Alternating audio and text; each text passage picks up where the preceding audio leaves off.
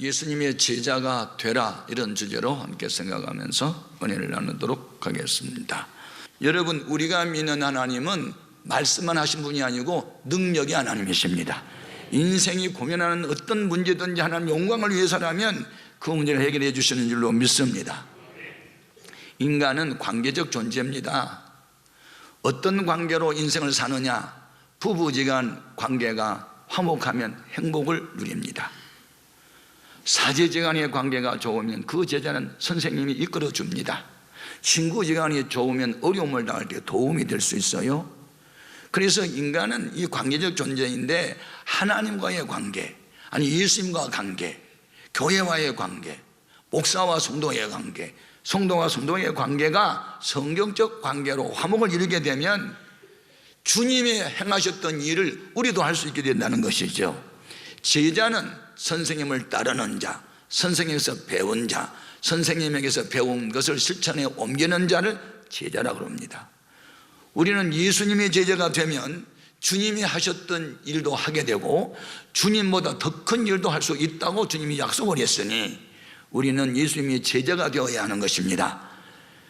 요한복음 14장 12절 확인해 봅니다. 내가 진실로 진실로 너에게 이르노니 나를 믿는 자는 내가 하는 일을 그도 할 것이요 또한 그보다 큰 일도 하리니 이는 내가 아버지께로 감이라. 엘리야가 세상을 떠나면서 수제자 엘리사의 갑절의 영감을 주고 한 것처럼 주님도 당신을 믿고 따르는 제자에게 영감을 주셔서 주님이 하셨던 3대 사역, 복음 전하는 일, 천국의 비밀을 가르쳐주는 일, 약한 자와 병사를 고치는 일을 그 제자들에게 하게 하셨으니 이와 같은 일은 지금도 계속되는 줄로 믿습니다. 그래서 여러분, 일이 우선이 아니고 관계 회복도 해야 되는데 우리는 어떤 사람들하고도 원수지간으로 살면 안 되고 화평함과 거룩함을 쫓아야 될 줄로 믿습니다. 히브리서 12장 14절 모든 사람과 더불어 화평함과 거룩함을 따르라. 이것이 없이는 아무도 주를 보지 못하리라. 사람하고 등지고 사람하고 맺히면 보이지 않는 하나님과 관계도 맺힌다. 땅에서 풀어내야 하늘에서도 풀린다는 것이죠. 그래서 여러분, 부부가 하나 되어야 하고 부모와 자녀가 하나 되어야 하고 선생과 학생이 하나가 되어야 되고 정부와 백성이 하나가 되어야 되고 예수님과 우리가 하나가 되어야 되고, 그래서 같은 말, 같은 생각, 같은 뜻, 같은 열매로 하나 되어야 됩니다. 우리는 예수 안에 있고 주님은 우리 안에 있을 때, 주님 안에가 하나가 될 때 엄청난 능력이 나타나는 것이죠. 약한 내가 강한 주님과 손을 잡으면 함께 강해지고, 어리석은 내가 지혜로운 주님과 함께하면 나도 지혜로운 자가 되고, 어두운 내가 빛 되신 주님과 함께하면 어두움은 떠나가게 되고, 병약한 내가 평강의 주님과 함께하면 병은 떠나가게 되니 주님이 함께하는 제자가 되어야 하는 것입니다. 아멘. 그러면 이런 능력 있고 권세 있고 세상을 이기고 평강의 은혜가 넘치는 주님의 참된 제자가 되기 위해서는 어떻게 하면 될까? 첫째, 주님이 원하는 자라야 주님의 제자가 됩니다. 여러분, 우리가 원한다고 되는 게 아니에요. 나 제자 삼아주세요, 그런 사람 제자 삼은 게 없어요. 성경에 주님이 원하는 사람을 부른 거예요. 신앙은 여기서부터 출발합니다. 여러분은 여러분이 원하는 예수를 믿으면 안 됩니다. 주님이 원하는 내가 되어야 합니다. 아주 쉬운 말 같지만 어려운 말입니다. 대부분의 사람들이 왜 믿음이 없느냐, 교회는 다니는데 자기의 생각대로 예수 믿습니다. 자기가 원하는 하나님을 생각합니다. 그러나 생각을 바꾸십시오. 내가 원하는 예수님이 아니고 주님이 원하는 내가 되어야 제자도 될 수 있다. 오늘 본문 13절 같이 읽어보겠습니다. 또 산에 오르사 자기가 원하는 자들을 부르시니 나온지라. 주님이 원하는 사람을 나 따르라, 내 제자가 되라고 주님이 지명하여 불렀어요. 이게 은혜입니다. 할렐루야. 인간의 눈으로 볼 때는 별 자격이 없어 보이는데 주님은 무엇을 보고 불렀는지 아무튼 지명하여 불렀어요. 어느 날 우리 예수님이 갈릴리 호숫가를 거니시다가 호수에서 고기 잡는 어부들을 만납니다. 어부가 많이 있었지만 형제를 부르지요.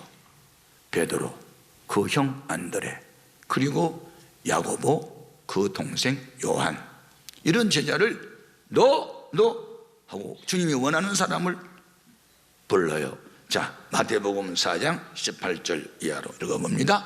갈릴리 번에 다니시다가 두 형제 곧 베드로라 하는 시몬과 그의 형제 안드레가 바다에 금을 던지는 것을 보시니 그들은 어부라. 말씀하시되 나를 따라오라. 내가 너희를 사람을 낚는 어부가 되게 하리라 하시니 그들이 곧 그물을 버려두고 예수를 따르니라.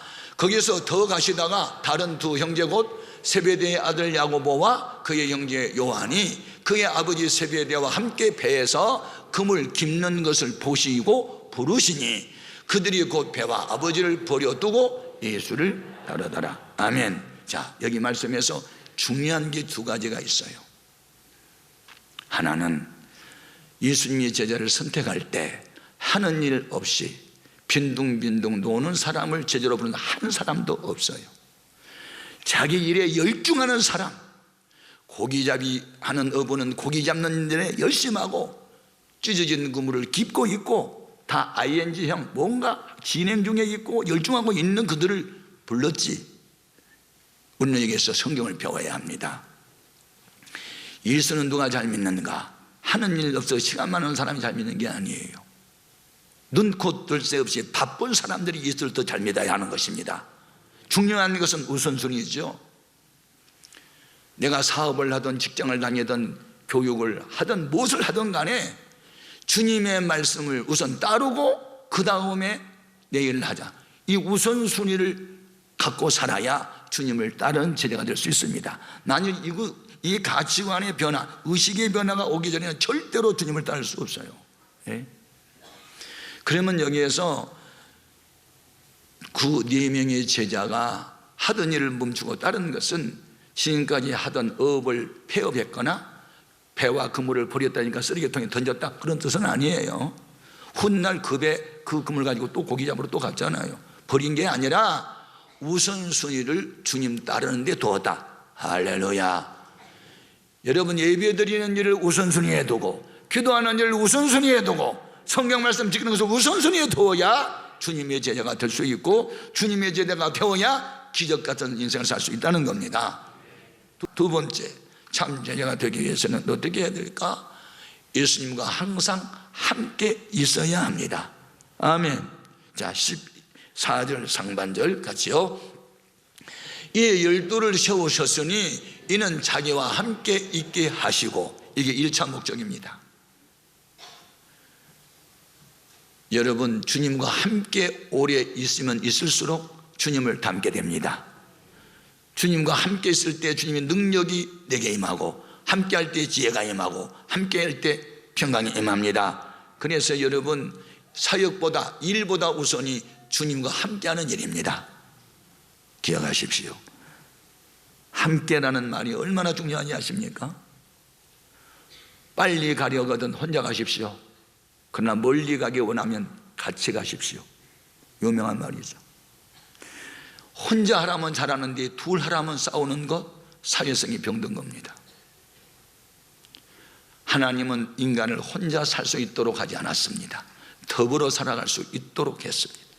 더불어 할 줄 아는 사람이 사회성이 강합니다. 이웃 사람이 죽어가는데 죽을 테면 죽어라, 나만 살면 되지, 그것은 인간적인을 포기하는 것입니다.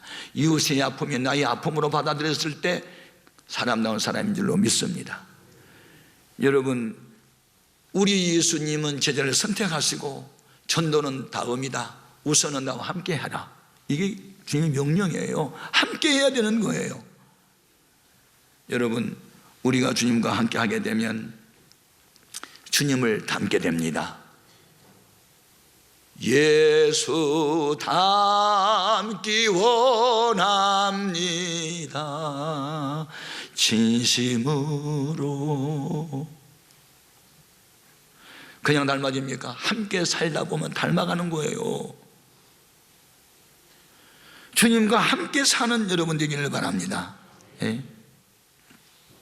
주님이 함께 할 때 세상을 이겨요. 다윗이라고 하는 사람을 미워하는 사람이 많았어요. 시기 질투자가 많았어요. 그의 장인 어른이 자기 사위인 다윗을 죽이려고 해요. 인기가 높아졌다고. 그의 아들 압살롬이 아버지를 데려가고 일어나요. 믿었던 신하가 배신을 해요. 이 현상을 바라보면 낙심되고 실망되고 상처받고 인생살이를 포기할 정도가 됐는데, 그래도 그는 현상을 보지 않고 본질을 붙잡았으니 나를 도와주신 분은 사람이 아니고 하나님이다. 나의 힘은 사람이 아니고 하나님이다. 그리고 그는 나의 힘이 되신 여호와를 찬양하면서 힘을 얻어요. 환난 날의 피난처는 주님이다. 돈도 권력도 아니다. 나를 도와주실 분은 하나님이다라고 엎드려 기도를 합니다. 시편 18편 1절 2절 같이 큰 소리로 읽어요. 같이요. 나의 힘이신 여호와여, 내가 주를 사랑하나이다. 여호와는 나의 반석이시요 나의 요새시요 나를 건지시는 이시요 나의 하나님이시요, 내가 그 안에 피할 나의 바위시요 나의 방패시요 나의 구원의 뿌리시요 나의 산성이시로다. 아멘. 여러분, 지금 누구와 함께 살기 원하세요? 이 세상 사람은 잠깐 동안 함께 있는 거예요. 여러분의 결혼식장에 모이던 사람이 누굽니까? 여러분의 부모님과 관계된 사람이 주로 많이 옵니다. 여러분 부모님이 세상 쓸 때 조문객들이 누굽니까? 여러분 자식들의 관계된 사람이 많이 옵니다. 시기 끝나면 다 떠납니다. 사랑하는 아들, 딸도 장가가 들고 시집 가면 부모 곁을 떠납니다. 남은 것은 부부만 남아있다가, 부부가 한날 한시에 가는 사람도 있지만 누군가 하나 먼저 갑니다. 결국 홀로 남습니다. 이게 인생이에요. 그런데 내가 홀로 남아있을 때 나를 혼자 두지 아니하시고 내 곁에 찾아오신 분이 계시니 주님이십니다. 주님 한 분밖에는 우리를 영원히 지켜줄 자가 없어요. 또 천만인이 둘러 진을 치고 나를 공격해 온다 할지라도 인간의 생사화복과 국가의 흥망성쇠를 주관하시는 전능하신 하나님이 나와 함께한다면 어떤 환경도 고난도 이겨낼 수 있습니다. 바울이 2차 전도 여행 때 고린도 도시에 가서 전도를 하는데 같은 동족 유대인들이 바울을 죽이려고 합니다. 내가 여기서 죽느니 피난을 가자, 도피를 하자. 그리고 그날 밤 도피를 하려고 하는데 환상 중에 주님이 나타나가지고 가지 마라. 이 성에는 너를 통해서 구원받을 성이 많이 있다. 내가 너와 함께 하겠다. 아무도 너를 해칠 자가 없을 것이다 라고 약속을 해줍니다. 확인해 볼까요? 사도행전 18장 9절이야. 밤에 주께서 환상 가운데 바울에게 말씀하시되 두려워하지 말며 침묵하지 말고 말하라. 내가 너와 함께 있음에 어떤 냅니까? 부활하신 예수님이, 하늘과 땅의 권세를 가지신 그 예수님이 내가 너와 함께 있음에 어떤 사람도 너를 대적하여 해롭게 할 자가 없을 것이니 이는 이 성중에 내 백성이 많음이라 하시더라. 1년 6개월을 머물며 그들 가운데서 하나님 말씀을 가르치니라. 그리하여 고린도 교회를 세웠더라. 인생을 살다 보면 어떤 일을 하다 보면 언제나 고비가 있어요. 어떤 극한 상황, 진퇴양난, 인간의 한계 상황이 있단 말이죠. 그때 좌절하고 무너지면 그때 실패자가 되지만 그것을 극복하는 사람은 성공자가 되는 겁니다. 신앙생활도 이 교회 사역도 다 고비가 있어요. 그때 천만인이 내 곁을 떠난다 할지라도 내 곁을 떠나지 않고 세상 끝날까지 함께 하겠다고 약속한 분이 주님밖에는 없어요. 그러므로 우리는 무슨 일을 만나도 주님과 함께 해야 됩니다. 주님이 함께하면 세상을 이길 수 있어요. 핍박을 견딜 수 있어요. 시험을 이길 수가 있단 말이죠. 이것이 믿음이요. 믿음이 이기는 거예요. 요한일서 5장 4절 같죠? 무릇 하나님께로부터 난 자마다 세상을 이기느니라. 세상을 이기는 승리는 이것이니 우리의 믿음이니라. 아멘. 자, 믿음이 이기네. 믿음이 이기네.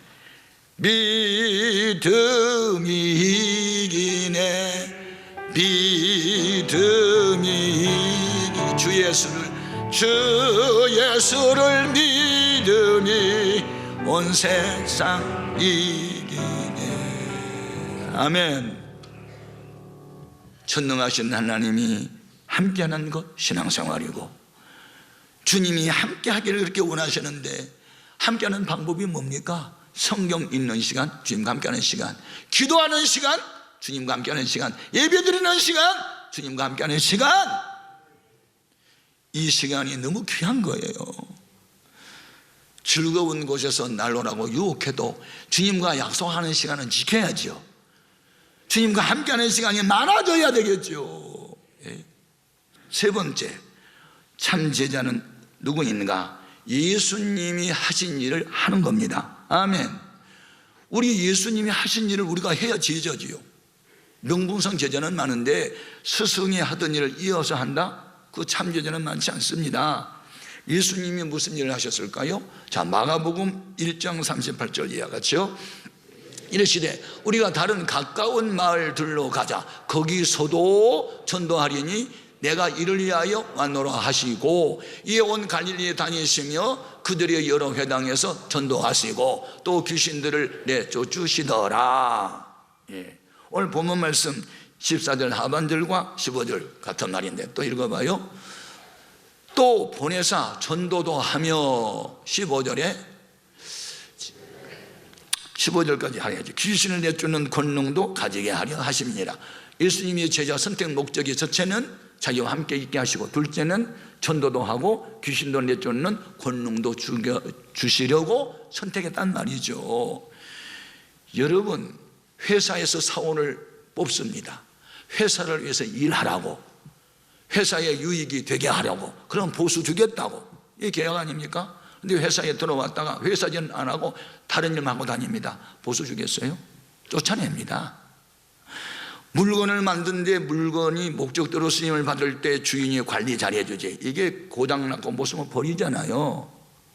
마찬가지요. 제자로를 불렀는데 제자가 할 일 전도는 하지 않고 다른 일만 하고 다닌다? 어떻게 제자의 자격이 주어지겠냐고요. 오늘 우리는 주님이 기뻐하는 일, 주님이 하셨던 전도 일을 열심히 할 때 우리가 제자로 인정받게 될 줄로 믿습니다. 여러분, 주님의 권능은 전도 현장에서 나타난다고 약속하셨어요. 여러분은 이미 능력을 받고 전도하겠다니까 평생 능력을 못 받아서 전도 못 합니다. 성경에 되어 있지 않아요? 전도를 하는 현장에 갔더니 그때 주의 성이 나타났다, 표적에 따랐다, 그렇게 되어 있어요. 마가복음 16장 20절인데 확인합니다. 시작. 저희들이 나가 두루 전파할 때 주께서 함께 역사하사, 전도할 때 주께서 함께 하사, 뭐가 따라? 그 따르는 표적으로 말씀을 확실히 증언하시니라. 전도할 때 귀신이 떠나고, 전도할 때 병자가 고침을 받고, 이런 신기한 일이 전도 현장에서 나타났다는 거예요. 그러므로 여러분, 전도 현장으로 나가야 되는 것입니다. 일상생활 너무 바빠서 힘든데 주일날만이라도 식사하고 현장에 나가야죠. 이제는 봄 됐으니까. 만나서 잡담할 시간이 어디 있어요? 본을 보여야 하실 분이 본 보이지 않으면 누가 따라 하겠어요? 오늘 우리는 열심히 전도를 해서 안 믿는 영혼을 구원해야 됩니다. 세상 법은 상황에 따라 바뀌어요. 간통죄 제정한 지 62년 만에 폐지시켰어요. 지네들이 서서 좋아서 하는데 누가 말리냐고. 그런데 성경은 엄연히 간통은 죄라고 되어 있어요. 세상 법보다 성경법이 우월합니다. 세상 법 따르지 말고 영원불변한 진리의 말씀을 따라 사십시오. 세상 풍조는 나날이 바뀌어도 하나님의 구원의 진리는 영원히 변함이 없으니 적어도 믿으려면 변하지 않는 것을 믿어야지. 상황 따라 환경 따라 변하는 것을 믿어요? 여러분은 세상과 주님 중간에 서 있어요. 더 이상 갈등하지 마십시오. 이리 갈까 저리 갈까, 차라리 돌아갈까 삼각지에서 방황하지 말고 주님 안으로 쏙 들어오세요. 더 이상 방황은 끝을 내세요.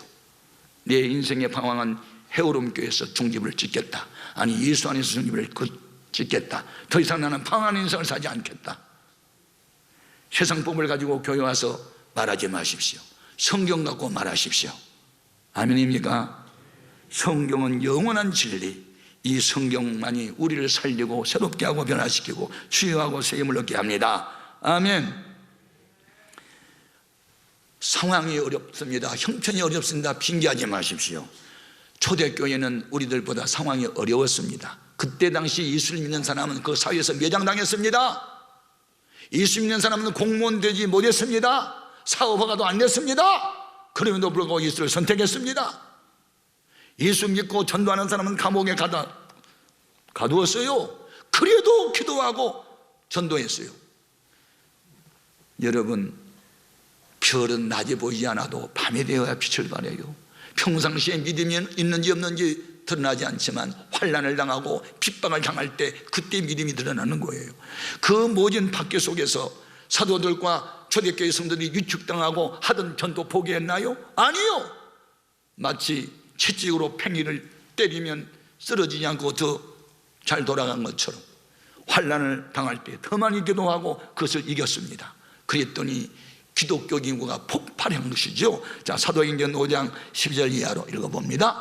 사도들이 손을 통하여 민간의 부족과 괴사가 많이 일어나매 믿는 사람이 다 마음을 같이하여 솔로몬의 각에 모이고 그 나머지는 감히 그들과 상종하는 사람이 없으나 백성이 칭송하더라. 믿고 주께로 나오는 자가 더 많으니 남녀의 큰 무리더라. 심지어 병든 사람을 메고 거리에 나가 침례와 요유에 누이고 베드로가 지날 때에 혹 그의 그림자라도 누구에게 덮일까 바라고 예루살렘 부근에 수많은 사람들 또 모여 병든 사람과 더러운 귀신에게 괴로움을 받는 사람을 데리고 와서 다 나음을 얻으니라. 그리하여 믿는 숫자가 2만 명이나 되었더라.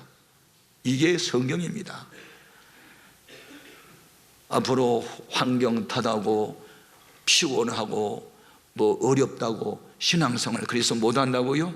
어려울수록 주님을 더 의지해야 되지요. 내 힘으로 못하니까 주의 도움이 필요하지 않겠습니까? 저는 힘이 들면 기도를 더 많이 합니다. 왜냐하면 이 세상을 이길 힘은 나는 없기 때문에. 생각을 바꾸면 새 역사가 전개됩니다. 언행을 바꾸시면 새 역사가 전개됩니다. 결론은 뭐냐? 전도 열매 맺어야 주님의 제자입니다. 요한복음 15장 8절 읽어봅니다. 너희가 열매를 많이 맺으면 내 아버지께서 영광을 받으실 것이요 너희가 내 제자가 되리라. 전도해야 제자다 그 말이요. 제자만 되기만 하면, 전도를 열심히 하기만 하면 여러분이 원하는 기도 제목마다 응답을 다 준다고 약속했습니다. 자, 15장 16절입니다. 요한복음.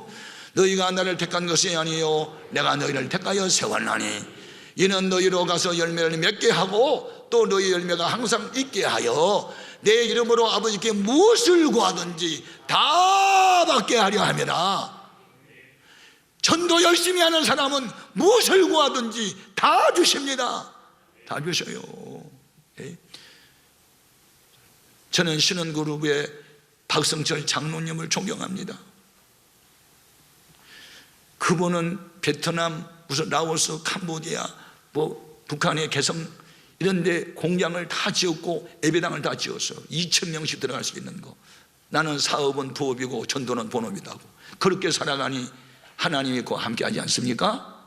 오늘 우리는 사업을 하든 뭘 하든 선교를, 전도를 위해서, 안 믿는 불신자 전도를 위해서 일을 할 때 주님은 그 나라와 의를 먼저 권한 자에게 이 모든 것을 더해 주실 줄로 믿습니다.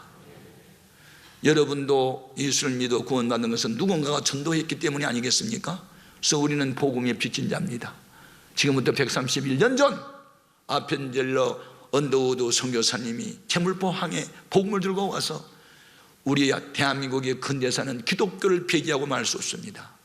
문명퇴치운동, 금주운동, 둘째 셋째 부인 두는 것, 상놈양반 이런 거 다 기독교 가치관에서 없애고 이 땅에 병원 짓고 학교 짓고 선교하고 그래서 이 민족을 건설하는데 밑바탕에 든 것이 기독교가 하는 일이었습니다.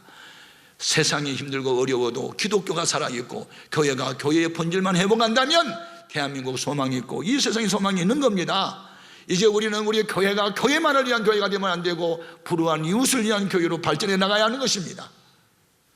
죄인들이라고 정죄하지 마십시오. 주님은 죄인을 불러 구원하러 오셨고 오늘의 교회는 죄인들을 불러다가 복음을 전해서 그들 의인 만들고 주 안에 행복자가 되게 하는 것이 교회의 사명인 줄 믿습니다. 이를 위해서 우리는 이제 이 봄에 전도의 열정을 쏟아서 수많은 영혼들 주 앞에 돌아오게 하므로 주님의 참된 제자들이 되기를 주님의 이름으로 축복합니다. 기도하겠습니다.